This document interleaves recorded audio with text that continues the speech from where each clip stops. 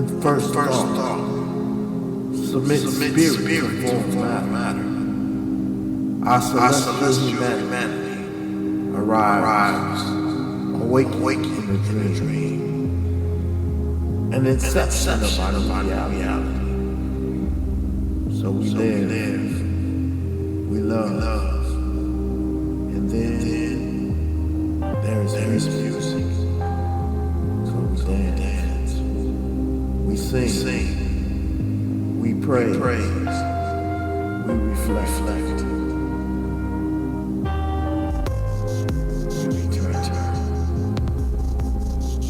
In the infinite in between, the now that was, faces dance in our dreams. Some familiar, some Ascended Visions Radio. Cosmic composition. In the irrelevance of this time, we realize the passion of the random action, learning the lesson that the brotherhood of man is far more important than the ego of any individual. Imagination becomes the sound of thought and traveling at the speed of art. So we paint on the canvas of our ephemeral encounters, a masterpiece that lives in the eternity of a child's.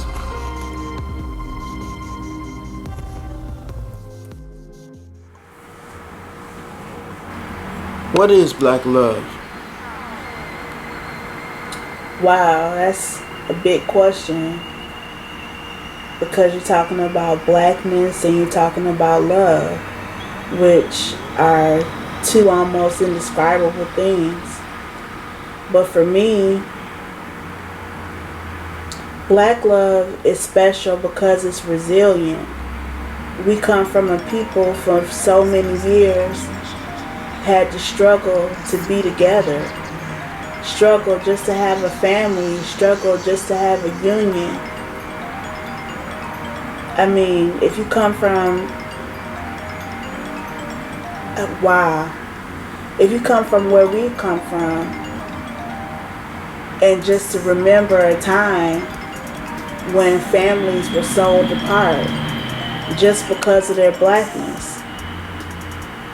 You couldn't be a family, you couldn't be one just because of the fact that you were black. It meant you were less than, or that familiar bonds didn't apply to you. It was almost like a privilege when families got a chance to be together, not a right. Wow, that's a big question. Because you're talking about blackness and you're talking about love, which are two almost indescribable things. But for me, black love is special because it's resilient. We come from a people for so many years had to struggle to be together, struggle just to have a family, struggle just to have a union. I mean, if you come from, if you come from where we've come from, and just to remember a time when families were sold apart just because of their blackness. You couldn't be a family, you couldn't be one just because of the fact that you were black. It meant you were less than, or that familiar bonds didn't apply to you. It was almost like a privilege when families got a chance to be together, not a right, or just a human right. Black love is so resilient because we come through all of that. And we come through everything that we face every single day, the injustices of this world, and what it's like to be black in America and be black around the world. When you have love, you have someone that you can share your feelings, your emotions, the injustice, the pain, the joy. You have someone you can share it with. Black love is beautiful because it's so strong. and so soulful and spiritual. Black love is, I don't know what it's like to be anything other than black. But I know as a black woman, my love is so intense because it comes from a place of loss. It comes from all the trials that I've gone through. It comes from my gratitude and just being alive. So when I give my love, I'm giving all of me and all of the parts of me. I'm surrendering from what I've been through, if that makes any sense.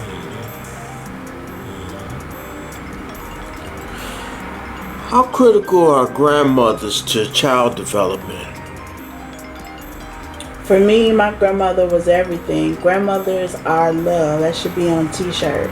Grandmothers are love. Grandmothers love you in a way that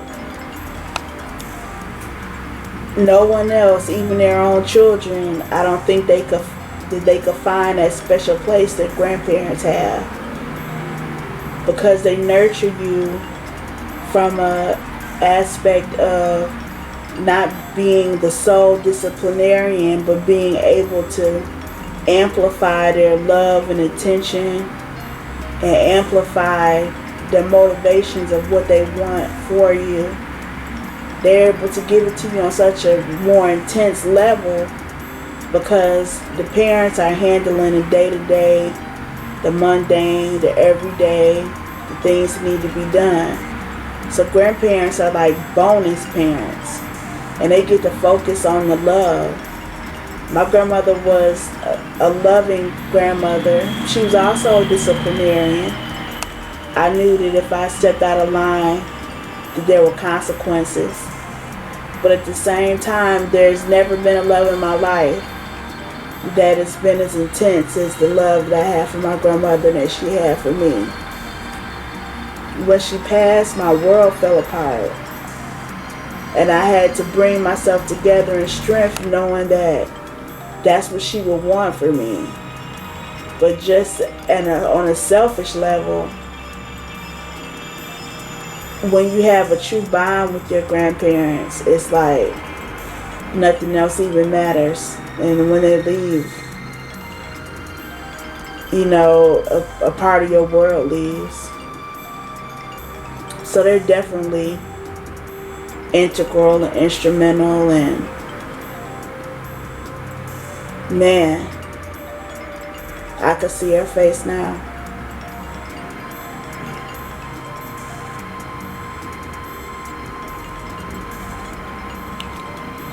I want to talk to you about mindfulness.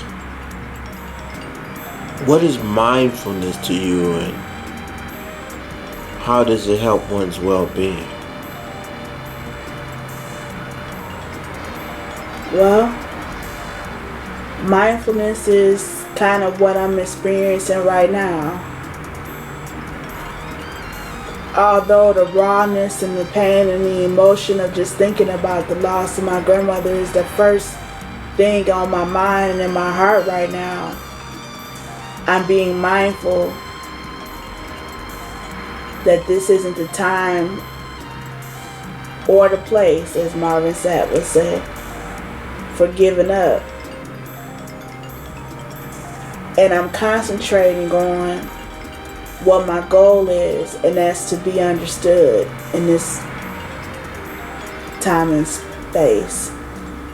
So mindfulness is deliberately focusing on whatever it is that you want to happen or to be or to think about. Excuse me. And it's deliberately focusing on those things that are going to help you to be better, or help you to stay focused, or help you to stay on your grind. Mindfulness is something I try to practice every day because it's being in control of what you think about. Because if you don't make an effort to be mindful, then the world can just run away with you. Because there's so many things going on all the time. The world is spinning at such a crazy pace that if you don't take your mind and your thoughts, if you don't take control of them, then you can just be a victim to whatever anybody wants to, spill on you. So it's taking control of your thoughts. And I think it's very important.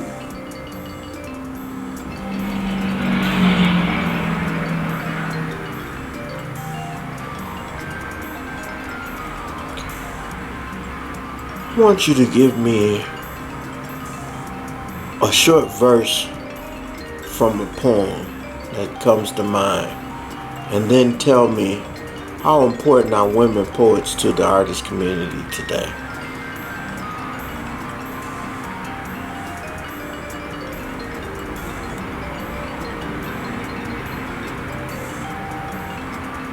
A poem that I wrote or a poem that someone else wrote? Whatever comes to mind.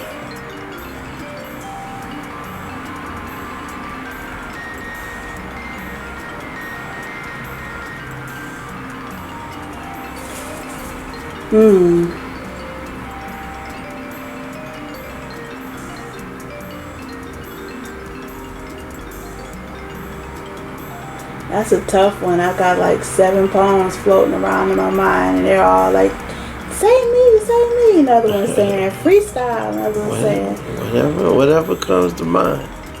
Whatever you want to share. I am the descendant of a pretty black militant, an absentee, who missed his opportunity to watch me bloom. From the girl who threw tantrums in her room, confused, he didn't come back, ma.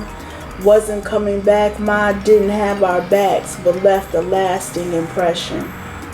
Nurtured in the womb of a soulful woman who danced until her belly swole with God's creation. And when she saw who was coming, couldn't escape the healing power of the beat, so with swollen feet, listened to beats and bass alone.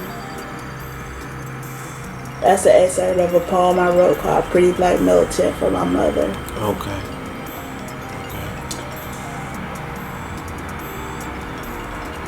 Women's voices in poetry can't be denied. Although we're still in a place in the world where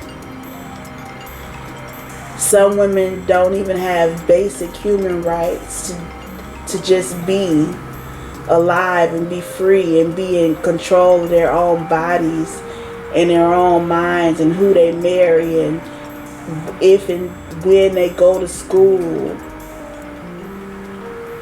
or if they even could step out at night and be safe to go to Kroger's or do whatever it is they're doing.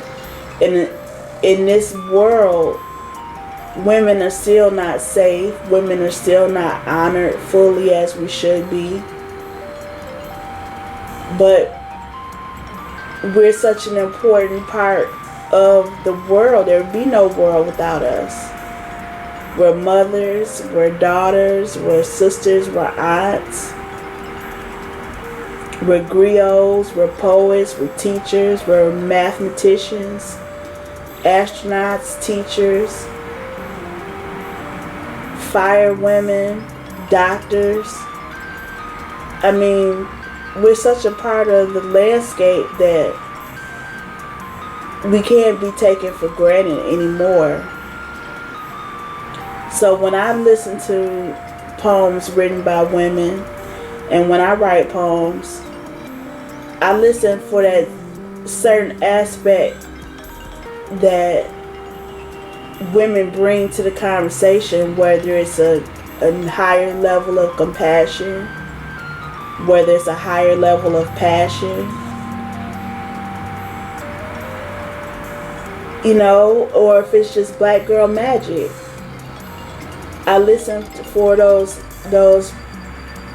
parts of our personality and our being and our story that only we could tell. And it makes poetry an even more beautiful thing.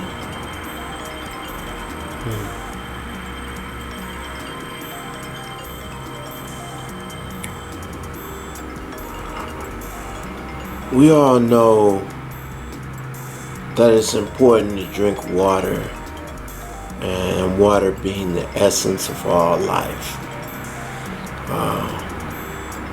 How does water enhance wellness for you? I see water as a cleansing agent.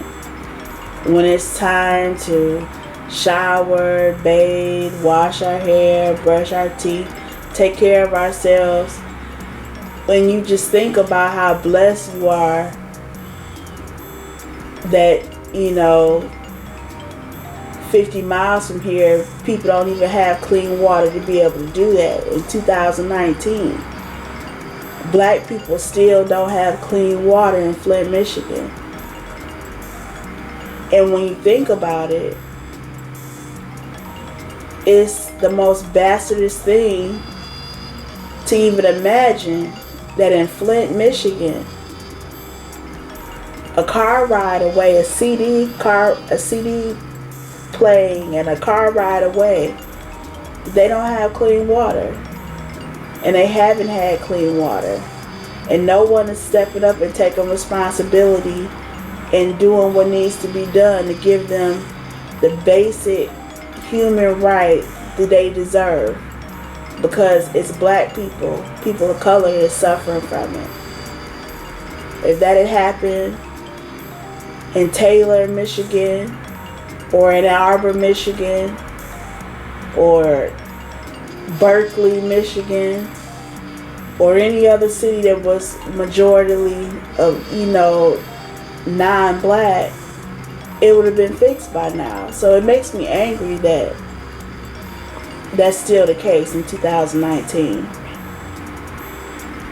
Because when you had an opportunity to stand in a shower of clean water, you realize just how grateful and blessed you are.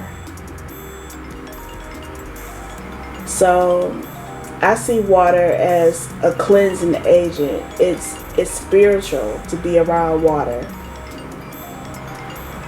It represents new beginnings to me, because water is always flowing, and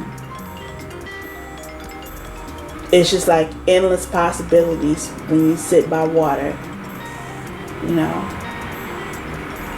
So yes, it's important to drink our water. Health is wealth.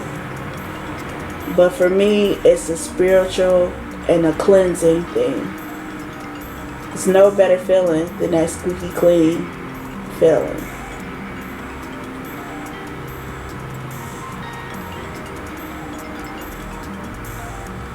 One more question.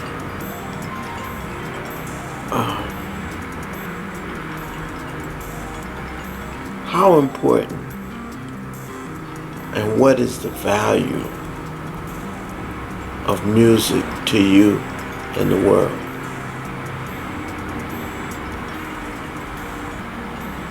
I saw a quote recently that says something to the effect of, don't quote me on it, but before children walk, they dance. And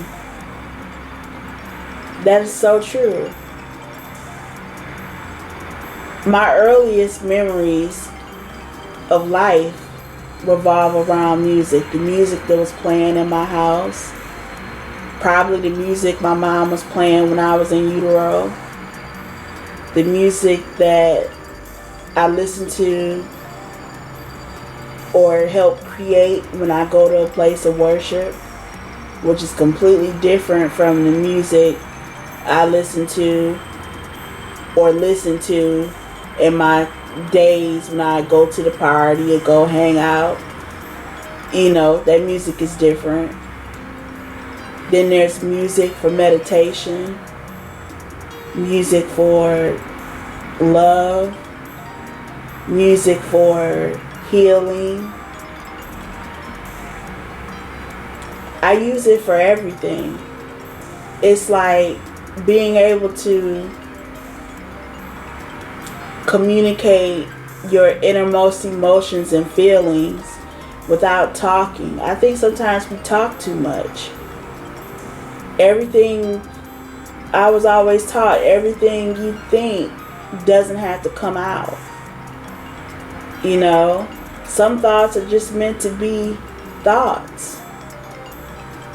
And music helps me with that. It helps me get into a place where I meditate and I have my space and I think about the world and I think about my life. And sometimes, like in one of my favorite songs, like a Maxwell song comes on, Ascension, I'm not thinking, I'm just being. I'm moving to the music and I'm appreciating life as I hear the drum snares and the horns and I hear the joy and a run of a voice. Sometimes it just brings you happiness. So I think that all types of music, that's why I love all types of music, from classical to jazz to hip hop to R&B. I love all types of music because they all put you in a different space. And like I said, if you're not in the mood to necessarily talk or be talked to, you can put on your music. That's why I think it's so funny when some people think that we're not on to it. But sometimes when people are walking through airports or walking through the mall or walking down the street and they have their headphones on and they just bopping when actually they're really not listening to anything. They just want an independent space without being bothered by anybody. And it's like the cardinal rule: if you see somebody with headphones on, you leave them alone. It's like, oh, they jamming. You give them space. It's like a mutual respect people have for music without even realizing it. That's what they're doing, is giving you respect. That's what they're doing. So a world without music, a world without art and poetry, I can't imagine it, and I won't even try, because I think it would be meaningless, a life lived like that. Thank you very much. You're welcome.